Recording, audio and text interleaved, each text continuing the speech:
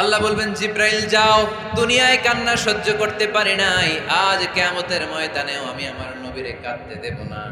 ইযহাবিয়া জিব্রাইল কুল্লাহু মা ইউবকিক, যে আমার নবীরে বলো নবী আপনি কাঁদেন কেন? সাইয়েদনা জিব্রাইল যে বললেন নবী আল্লাহ জিজ্ঞেস করেছেন আপনার কান্নার কারণ কি। বিশ্বনবী তখনও সেজদা থেকে মাথা তোলেন না, সেজদায় পড়ে উত্তর দেয় উম্মতি উম্মতি উম্মতি উম্মতি রব্বি হাবলি উম্মতি। আল্লাহ আমার গুনাহগার উম্মতের কি হবে, আল্লাহ আমার উম্মতের কি হবে, আল্লাহ আমার উম্মতের কি হবে।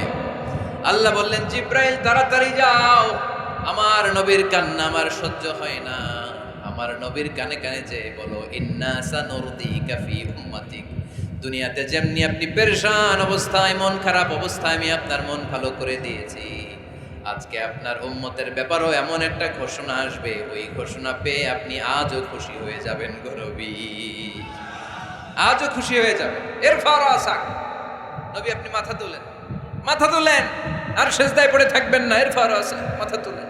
সাল তুতা, কি চাইবেন চান দিয়ে দেব। ওয়াশফা তুশাফা, যার জন্য রেকমেন্ডেশন করবেন, যার জন্য সিগনেচার করে দিবেন, যার জন্য সুপারিশ করে দিবেন, তার সুপারিশই কবুল করে নেব। চিল্লায় এখন সুবহানাল্লাহ। এরপর বিশ্বনবী সুপারিশ করতে শুরু করবেন আর আমাদেরকে জান্নাতে ঢুকাতে শুরু করবেন। তারপরেও নবী ক্ষান্ত হবেন না।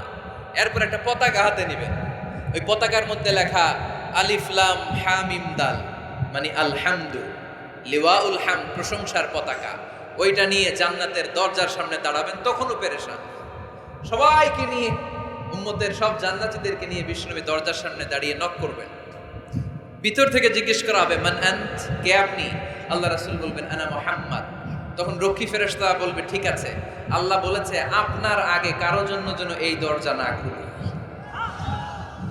মুহূর্তের মধ্যে জান্নাতের দরজা খুলে দেয়া হবে, বিশ্বনবী প্রশংসার পতাকা নিয়ে সব উম্মতকে নিয়ে জান্নাতে ঢুকে যাবে।